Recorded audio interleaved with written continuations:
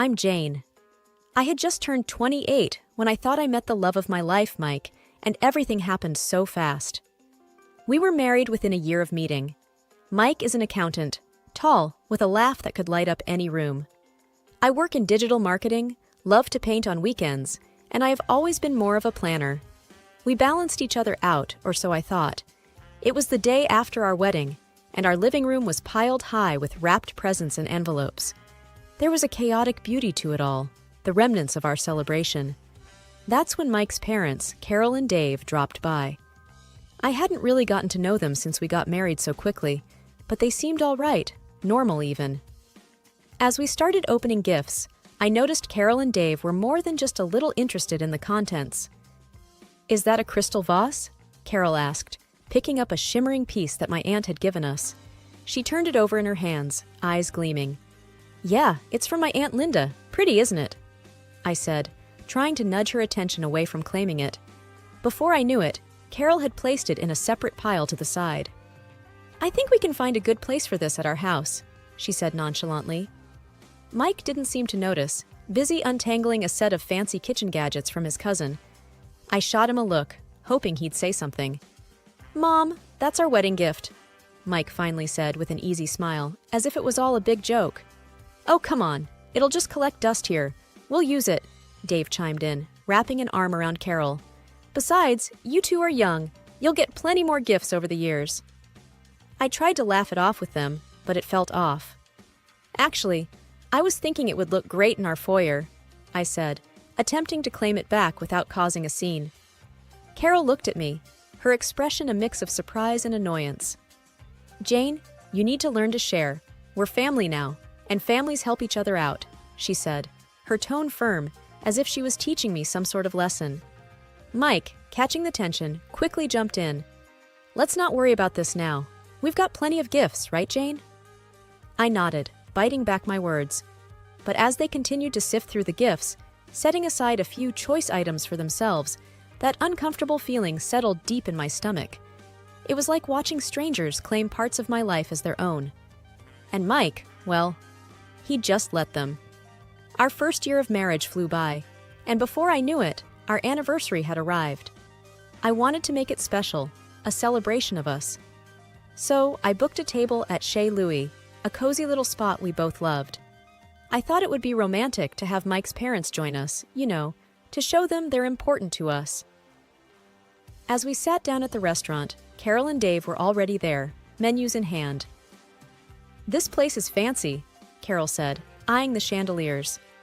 Mike squeezed my hand under the table, a silent "thank you" for organizing it all. The waiter came by and we started to order. I went for the salmon, Mike's favorite, and I noticed Carol's eyes darting down the menu to the most expensive items. "We'll have the lobster and the filet mignon," she declared, pointing at the priciest things without a second glance. Dave nodded in agreement. "And why not throw in a bottle of your best wine?" he added, winking at the waiter. I could feel my smile stiffening. "Quite the celebration, huh?" I tried to keep my voice light. Mike shrugged. "It's a special night," he said. "Let's not think about the cost tonight." The conversation was light for the most part, but I couldn't help but notice how Carol and Dave savored the food like it was their last meal, almost oblivious to the price tag I knew would come at the end. As we ate, I couldn't shake the feeling of being taken advantage of. It wasn't about the money, not really. It was the principle.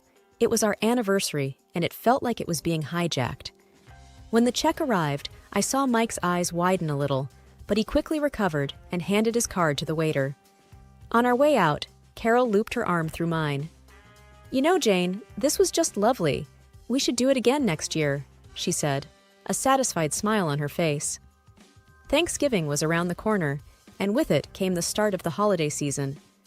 Mike and I had started to decorate the house, a mix of fall colors and early Christmas cheer. It was cozy, the kind of place you'd want to come back to after a long day. One evening, as we were stringing up some lights around the living room windows, Mike's phone pinged with a message. He read it and laughed. "Oh, my parents are ahead of the game. They've already sent their Christmas wish list." I was untangling another set of lights and looked up. "Wish list?" "Yeah, they send one every year. Helps with shopping, he explained, his fingers scrolling through his phone. Curiosity got the better of me. So, what's on this famous list? Mike hesitated, then handed me his phone. The list was extensive. Top-tier electronics, designer clothes, luxury items that they probably didn't even need. I scrolled through in disbelief. They can't be serious, I said. This is a lot. Mike took his phone back and shrugged. They like the good stuff. What can I say? I didn't know how to respond. There was a knot forming in the pit of my stomach. Mike's birthday was also coming up, and I'd been so excited to give him the watch he'd been eyeing for months. Now it felt like any gift would be less about us and more about fulfilling a list. When it came to us making our list, I couldn't help but feel petty making one at all. Maybe we should just ask for charitable donations in our name, I suggested half-heartedly. Mike laughed. Good one, but seriously, what do you want? You need a new laptop, right? The holidays rolled around, and I got Carol and Dave a nice coffee maker. Nothing too fancy but practical. They, in turn, gave me a set of scented candles. They were nice, but the difference was stark. I didn't say anything. Mike seemed happy with the fancy drone they got him, though. The unspoken rule was clear. We were expected to give big and receive small. It didn't feel right, but bringing it up only seemed to cause tension. So, I kept quiet, wrapping gifts and pasting on a smile for the holidays.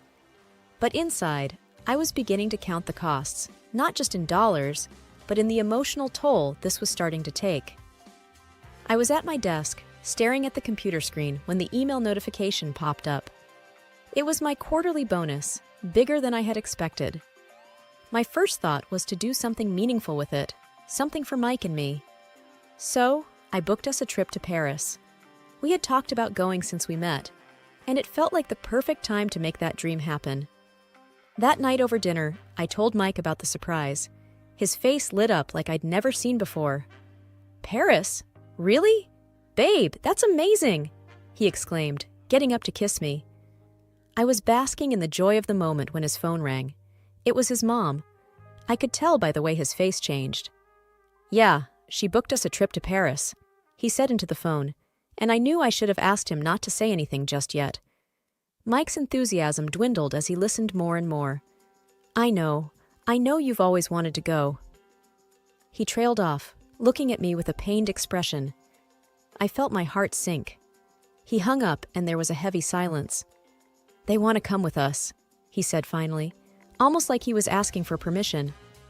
I sat there, my fork halfway to my mouth, paused in midair. To Paris? With us? I asked, trying to keep my voice steady. Yeah. They said they've never been and always wanted to go, Mike explained, running a hand through his hair. I think we should take them. The room felt suddenly too small. It's supposed to be for us, Mike. Our trip, I said, feeling a tightness in my chest. He didn't respond at first, then, I know, but they're getting older, and I feel bad. They've done so much for me. I thought about all the one-sided gift exchanges, the anniversary dinner, and every other little thing that had piled up over the past year. But this is our time, I insisted, my voice firm. We can plan a trip with them another time. This bonus, it's for us. Mike sighed, a deep, frustrated sound. They won't understand that. You know how they are. And you know how hard I've worked for this, I said, the words like stones in my mouth.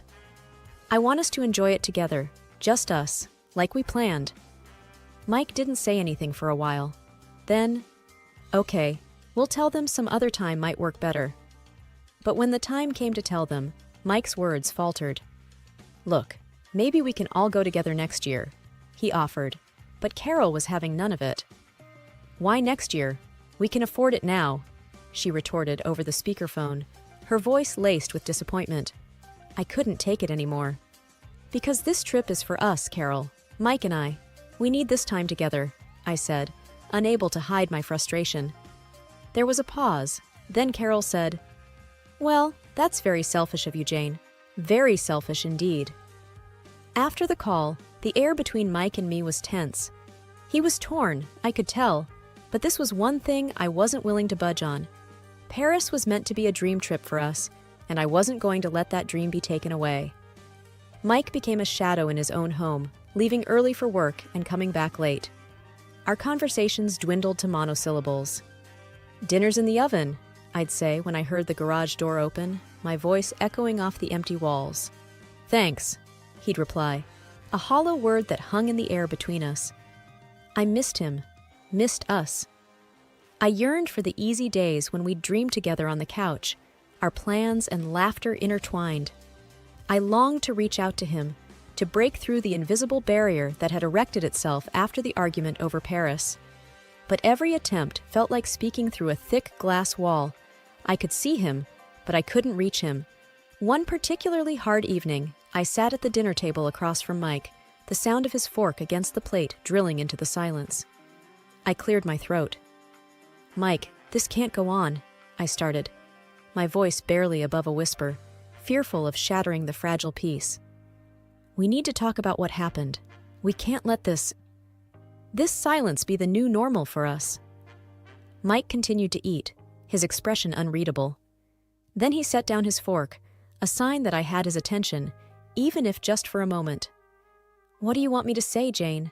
he asked, a hint of weariness seeping through. "I want to understand why you're taking this so hard, why it feels like you're choosing them over me," I replied, the hurt evident in my tone. He sighed, his hands folded in front of him. "They're my parents, Jane. They've been hoping to go to Paris their whole lives." "And what about what we've been hoping for? Our plans? Our dreams?" My own frustration started to bubble up, words becoming more pointed, desperate to bridge the gap between us. Mike ran a hand through his hair, a gesture of exasperation I'd come to recognize. I know," he said, and for a moment, I saw the flicker of the man I married, conflicted and torn, but not indifferent. "It's just, they've always been there for me. I feel obligated, you know." "But where does that leave us, Mike?" I pressed, leaning forward, trying to catch his eye. "What about our marriage?" He didn't respond right away, and in that pause, I felt a wave of fear. Fear that maybe we weren't as solid as I had believed, that maybe the foundation we had built was less rock and more sand, easily eroded by the steady tide of his parents' needs and wants. "It's supposed to be us against the world, Mike, not me against you and them," I said quietly, my voice steady despite the emotion welling up inside me. He looked at me then, really looked at me, and I could see the conflict warring within him. "I know, Jane. I just don't know how to make everyone happy." "That's just it," I said, a sudden clarity washing over me. We can't always make everyone happy. But we made vows to each other, Mike. Doesn't that count for something?" He nodded slowly, his gaze lingering on the table before finding mine. "It does.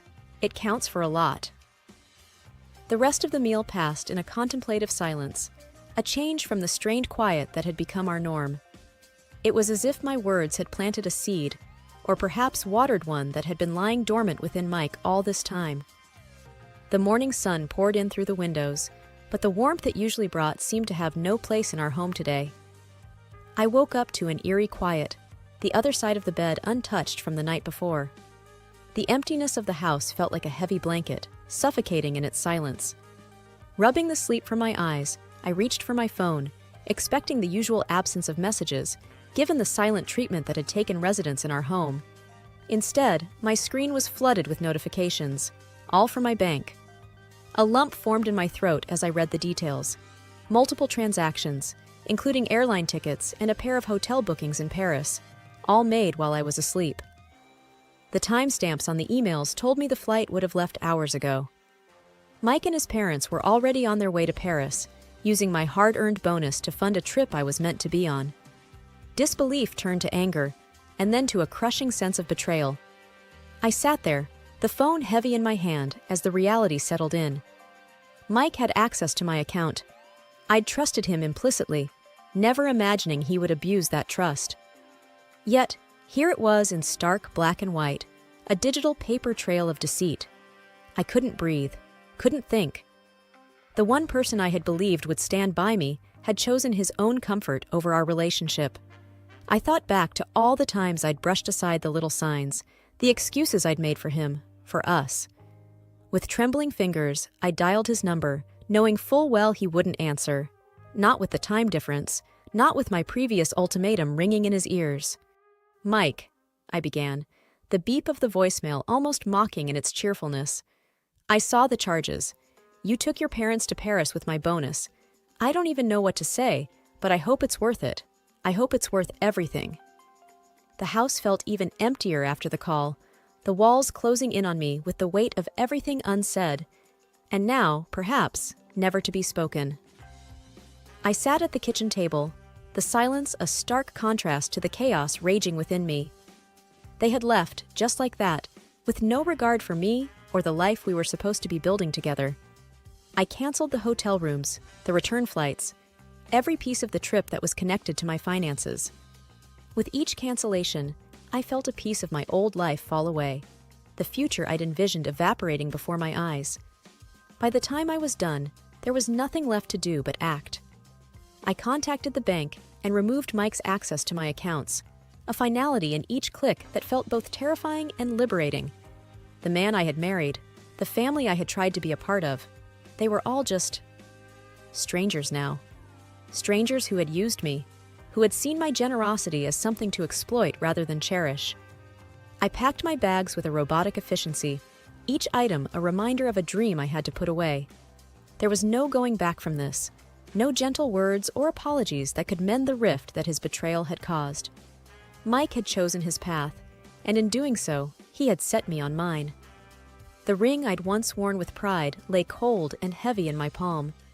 I set it down on the counter, its sparkle mocking in the morning light, and with one last look at the life I was leaving behind, I closed the door on the house that was never truly a home. It was late afternoon when I finally left the house. My car was packed with clothes and essentials, a stark reminder of the sudden turn my life had taken. As I drove, the messages began to flood in. One from Mike, several from his mother.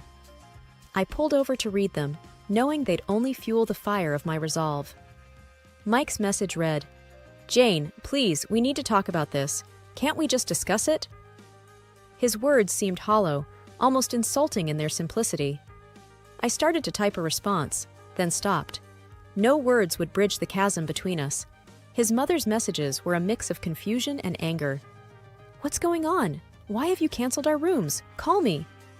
I imagined her sitting in a cafe in Paris, expecting luxury and finding complication. I turned the phone off. They were in the middle of a trip funded by deceit. They could figure it out. My first stop was the bank. I needed to ensure my finances were completely secure. The bank manager, a middle-aged woman with a gentle face, greeted me. "I need to make sure all my accounts are locked down. My husband, he won't have access anymore," I explained, my voice steady despite the emotion I felt. "Of course," she nodded, offering a sympathetic smile. "Let's make sure you're protected." By the time I left the bank, my accounts were secure, and a new sense of determination settled within me. I drove to my sister's house, the only place I felt I could go. She opened the door before I could even knock. "Jane, I've been so worried," she said, pulling me into a hug. I allowed myself a moment to just be held, to let the reality of my situation be shared. "I can't believe he would do this to you," she said as we sat down at her kitchen table. "You deserve so much better." I nodded, swallowing hard against the lump in my throat. "I do, and that's why I'm not going back. I've canceled everything. I've left the house. I'm done, Sarah." She reached across the table, squeezing my hand. "Good for you. What's your plan now?" I looked around the familiar room, feeling the first twinge of relief. "I'm not sure yet, but I'm starting with a divorce. I can't stay married to someone who has so little respect for me." Sarah's face was a mixture of anger and pride. "I'll support you however I can. Do you need a lawyer?" "I'll find one," I said, my voice growing firmer with each word. "I need someone who doesn't know Mike or his family. I need this cut clean." The conversation shifted as Sarah helped me unpack my car and make plans for the next few days. There was a strange comfort in the mundane tasks, a grounding in the midst of chaos. I was standing in the kitchen at my sister's house, a mug of coffee warming my hands when my phone vibrated with a persistence that felt all too familiar. It was Mike, again. "Jane, we need to talk. I'm sorry, I miss you, and I think we can work things out." His text read, a mixture of apology and plea. I sighed, the same rehearsed, "I'm sorry," becoming a threadbare blanket that no longer provided comfort or warmth. "Not this time, Mike," I muttered under my breath, typing a response that left no room for ambiguity. "There's nothing left to discuss. Please respect my decision." I could almost hear the desperation in the silence that followed, but it wasn't enough to make me reconsider. Not anymore. My resolve was tested further when, a few days later, Mike's parents made a dramatic appearance at my sister's doorstep. Their faces were twisted in anger as they barged past Sarah, who stood wide-eyed at the door. "You've got some nerve, Jane," his mother exclaimed, her voice shrill. "You ruined our family vacation. You're just a greedy, selfish woman." Sarah stepped between us, her stance protective. "That's enough! You're not going to come into my house and insult my sister."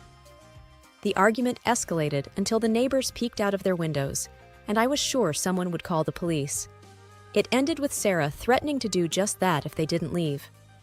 Their departure left a sour air that lingered long after they were gone. But amidst the chaos, a realization settled within me. I was truly done. The divorce process was a cold, legal ballet, and I danced my part, signing papers and nodding through explanations of settlements and divisions. But with each stroke of the pen, I felt a chain breaking, a tether loosening. And then it was over. I stood outside the courthouse, a free woman. The air was crisp, a gentle wind playing with the loose strands of my hair. Sarah hugged me tight, her support unwavering. "You did it, Jane," she whispered, pride evident in her voice. I had done it. I had stood up to the selfishness that tried to claim me, stood firm against the manipulation that sought to keep me bound. I turned away from the courthouse, away from a past that no longer held me. The messages from Mike continued for a while, a mix of apologies, bargaining, and eventually anger. But they went unread, floating in the digital void as I moved forward with my life. The apartment I rented was small, but bathed in sunlight. I filled it with plants, books, and new memories. I went back to school, enrolling in classes that fueled a passion for learning that I'd neglected. And one quiet evening, as I sat on my little balcony, a cup of tea in hand, I deleted Mike's number from my phone. I was free. Free to heal, free to grow, and most importantly, free to be unapologetically me.